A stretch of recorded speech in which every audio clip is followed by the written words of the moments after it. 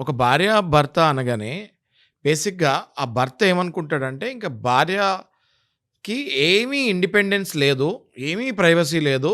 ఇంక సర్వస్వం whatever it is I can see అన అని అనుకుంటాడు.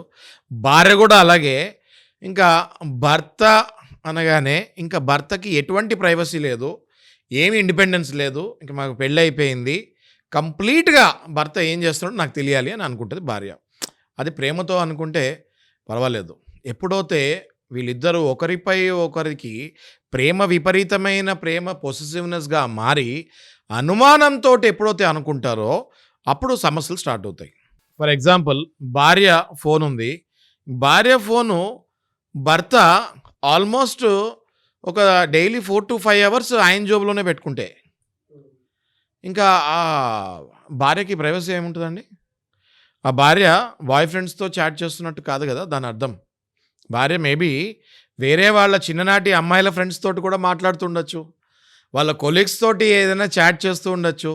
వాళ్ళిద్దరి మధ్యలో ఏ డ్రెస్సులేసుకుంటున్నాము, ఎలా ఉంటది, ఏంటి అన్నది కూడా మాట్లాడుతూ ఉండొచ్చు. మరి ఒక భార్య తన స్నేహితురాలతో మాట్లాడేటప్పుడు తన స్నేహితురాలు ఇచ్చే రిప్లైస్‌తో కొంచెం పర్సనల్ కూడా మాట్లాడుకోవచ్చు కదా వాళ్ళు. అవును.